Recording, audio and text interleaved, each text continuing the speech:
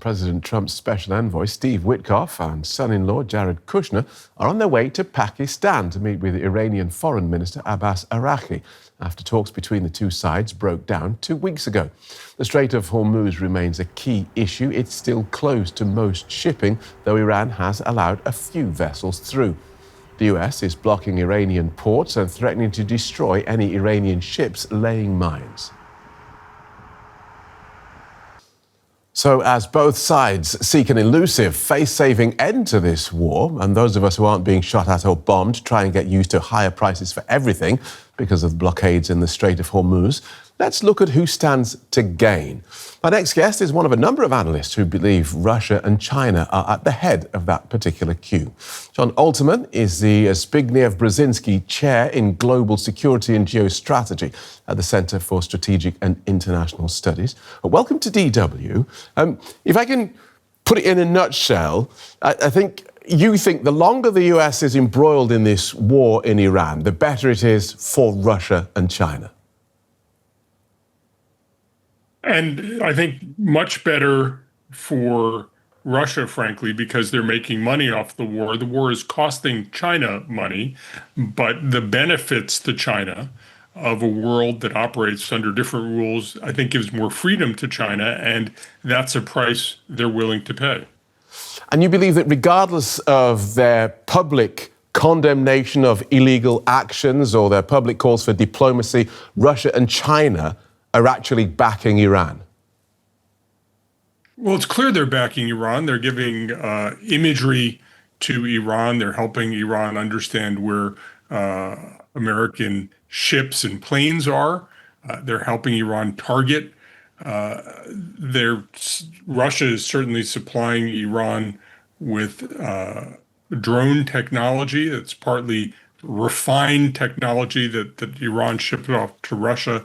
There's absolutely no question that there is support for Iran from both Russia and China, and commentary from both that what the United States is doing is plainly illegal, and the world should resist what the United States is doing as it tries to open the Strait of Hormuz. So let's start then with Russia.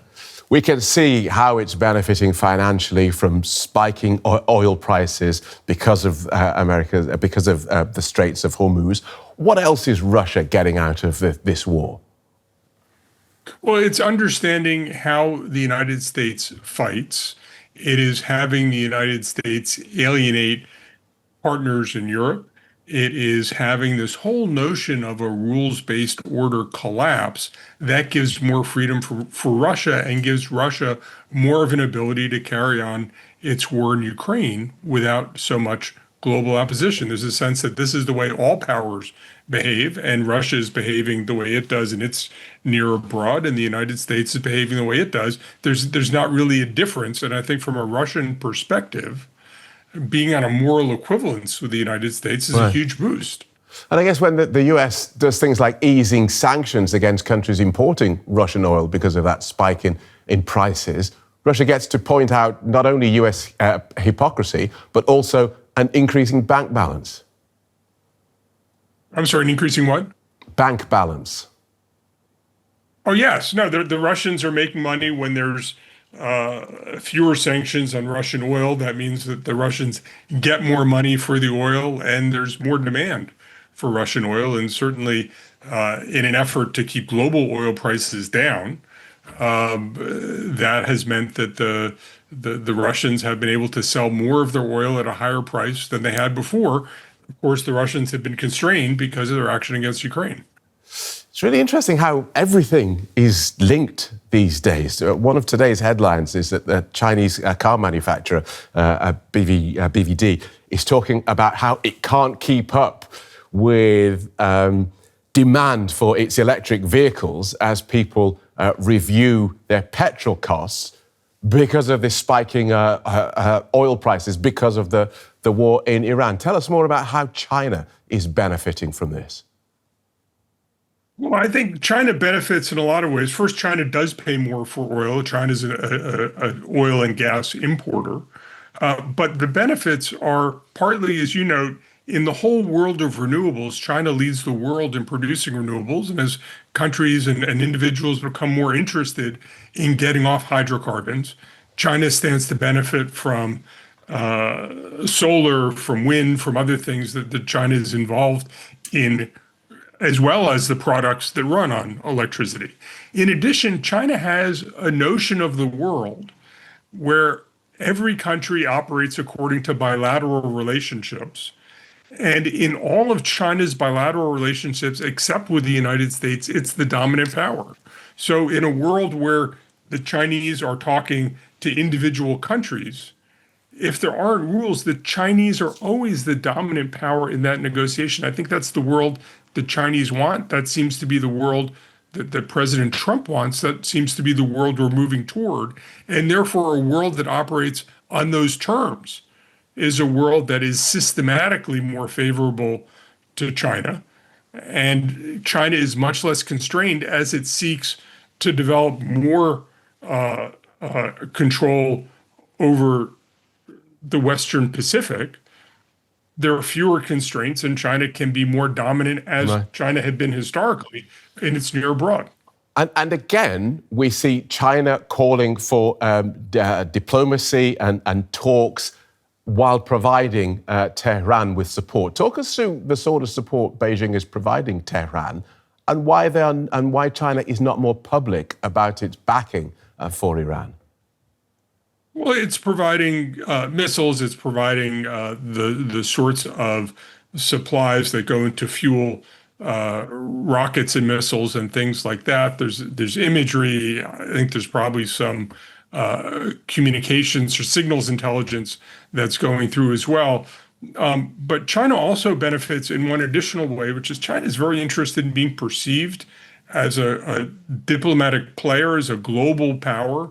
And by calling for diplomacy and demonstrating the inability of U.S. diplomacy to resolve this problem, China takes the high road, and China establishes itself as a global power that is trying to resolve conflict and lower prices for people around the world, as opposed to the United States, which is creating conflict that raises prices around the world. I think China sees that as a way to build its soft power, not only in Asia, but in Europe and beyond.